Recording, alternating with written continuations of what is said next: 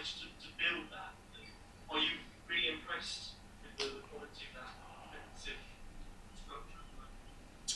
Yes, I am very impressed because it's not easy to do it in this league, but it goes down to first of all, to the engagement of the players, the understanding of how important that is, their implication, and then individual and collectively how good they are able to execute it. It starts with the front players, the way they go about the press and how intense they are and how much they are willing to support the team in that sense. And then it's a collective thing, the understanding, the distances, the compactness, how you win the duels, how you force the opponent to play in certain ways that is better for our defensive structure, and it's going to be really, really important for the future if we want to maintain the rhythm and winning football matches. Just a question on the right back position. Cedric's had a couple of good games. Tommy Asu's returning. Is your kind of mindset on that changed?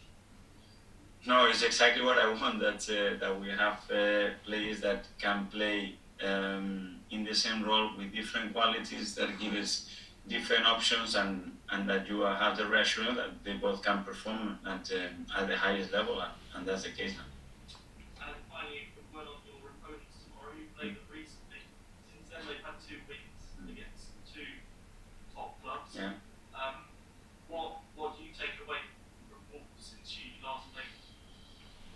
Nothing different. I think they've been really consistent. I think the work that the manager and the coaching staff are doing, it's exceptional. They've been in a really good run over the years. They have a really clear way of playing, and they are a really competitive team. It's really hard to beat them, and it will be tough tomorrow. Thank you. Thanks. That goes to Sky. Hi. It looks like a really tasty fixture given both clubs' position in the league at the moment. How much have you stressed that with players? I think they know. They know what every game means for us. We know where we are, and that race is going to be right till the end. There's a lot of clubs involved. You see very different results that you don't expect, and we play at home. And the importance of getting the points when we play at home is going to be crucial to get to a destination. Does it feel like this race for top 4 will come down to fine margins this season? What do you think could be the difference between all of these clubs? I don't know. I think it's going to be a bit of a roller coaster. There will be moments when a team opens a gap, then it catches up. You see the fixtures that we all have to play, and they're extremely tricky. And what was it? What about team news? Any fresh injury concerns? Any player back? No, at the moment it's all as it was before last week. And what specifically is it about Wolves you think has led them to this position at the moment? Because they have last couple of months pretty much risen up the table.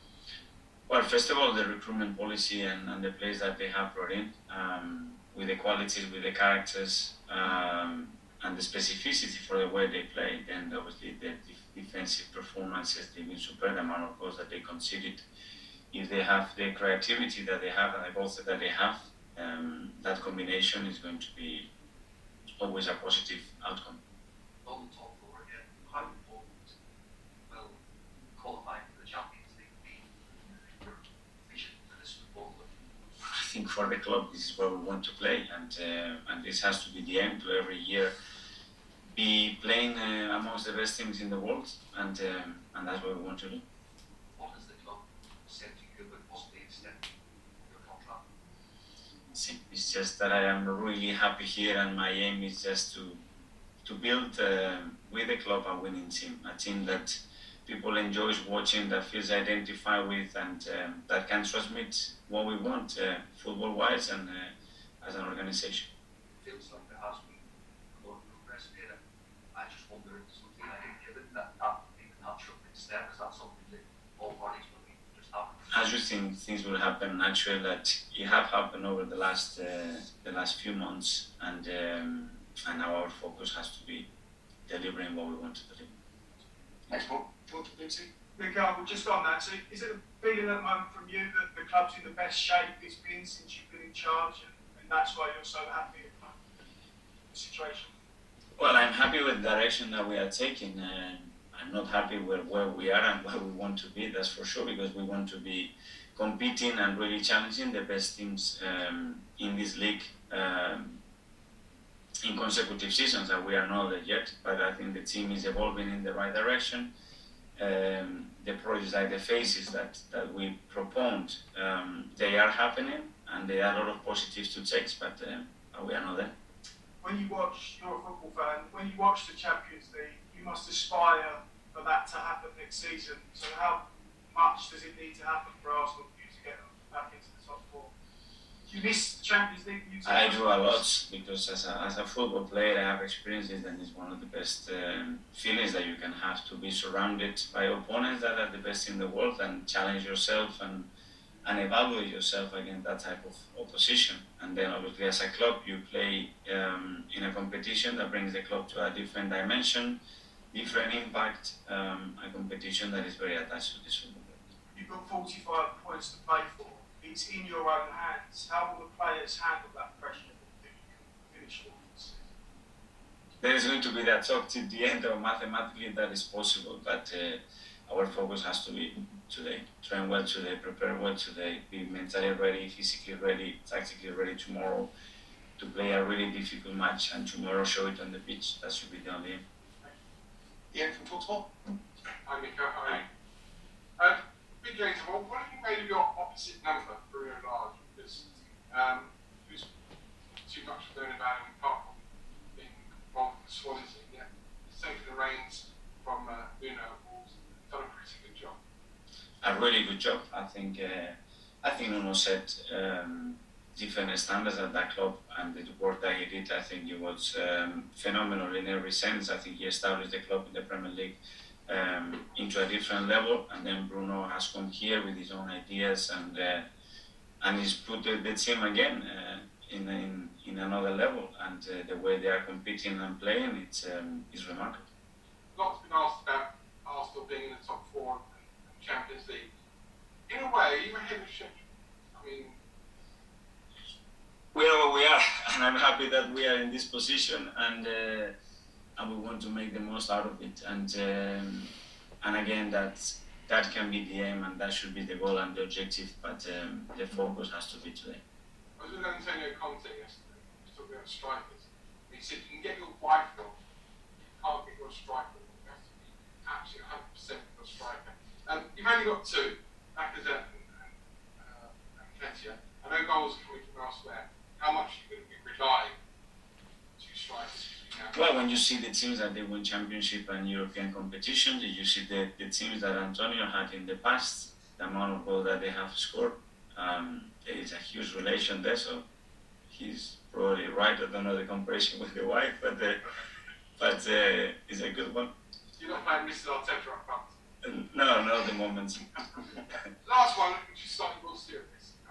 Obviously, this fixture is always thinking about that. We saw last Sunday with the Leeds player Robin Koch. Again, player welfare regarding head injuries. It's not quite there in football compared maybe to other sports. What can football do to maybe bring it into line with other sports? Secondly, how much is it down to the medical team rather than players in some extent?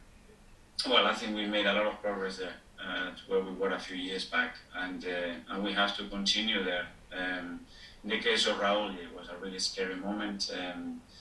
Thanks to the medical team, that probably they saved in that moment something that could have been much worse, and then the recovery that he's done. And it's great that after that he's come back so quickly, performing, scoring goals like he's doing. And regarding that topic, yes, we can always get better, and that should be clean. Thank you. Thanks, Ian. Go to Ian. Just on that, I think Burton was there at the stadium when that happened.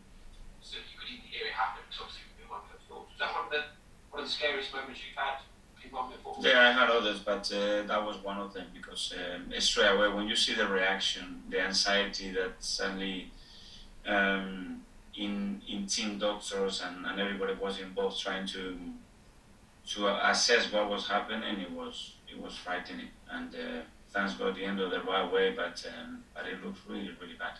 For yourself, for the club, were you in contact with Yeah. during his recovery? Yeah, we were. Of course, we were, and David was as well because he was directly involved and he was really affected about that. And yes, we are colleagues at the end. We share the same profession and industry, and when that's something like that happens, you are emotionally involved. The team you're playing tomorrow night, are there rivals to finish in the top four? Well, they look like the way they are playing, the results that they are getting, the consistency that they've shown, for sure. And you look at the last 2 games as well and how they played against us, they're going to be up there.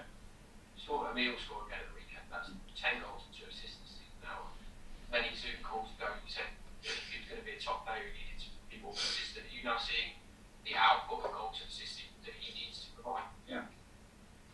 The numbers should be looking something like this, and that's not a coincidence. He's practicing it every day. He's working. He's open. His willingness to do it because he knows he has the qualities and the capacities to do it, and that's what we have to demand to players, whether they are 19, 20, or 35. Do you think you've unlocked something with him in the conversation you've had? Does it also help that he's had that experience now? I think it's a combination of everything. It's in his nature. Obviously, he needs to feel that confidence and that trust around the coaching staff that we are the right people to guide him and to take him to the next level. He needs his teammates, which they are big contributors to what he can do on that pitch.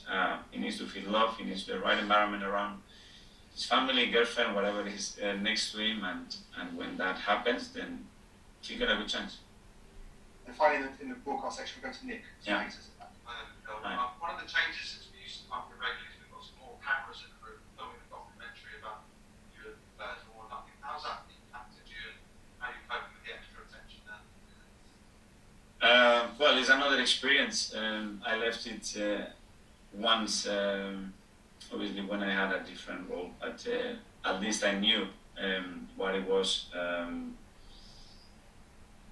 It's a way of telling the people who follow us how we live, how this looks like internally, and it has to be natural. Nobody has to be acting. We have to be ourselves, and just tell the story as it happens. And this season has been a little bit a roller coaster for many situations that we all know, and coping in both and restrictions. But hopefully, it's a good story to tell and people to understand what happens behind the scenes, but sometimes it's not easy because you feel observed, you feel listened, and sometimes that's in the back of your mind. But at some stage, you have to let it go and become what can become. So do you think we'll see a different side to you? We'll see all those highs and lows, the highs and the lows. I don't know. I'm who I am. You know, when I am angry, when I'm happy, when I am disappointed. I don't know. I don't think I can hide, or I do hide a lot how I feel. But for sure, you follow me 24 hours. I'm sure you will know more about me. That's for sure. Just finally, since we last spoke, Jack Wilshere has officially left the club again. You have it Denmark.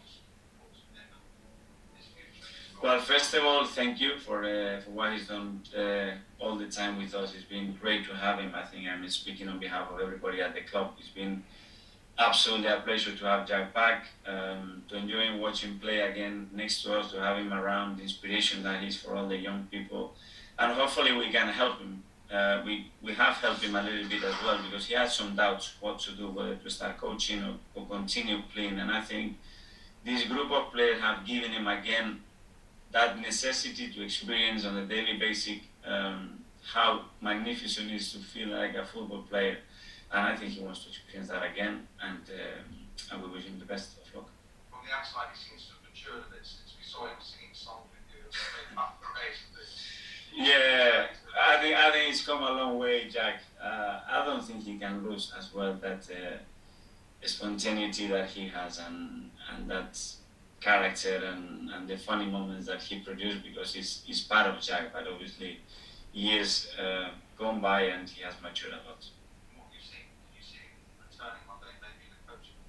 100%. I think everybody at the club would be willing to open the doors for him and try to find a role for him that can work for everybody, and I think that will happen naturally in the future.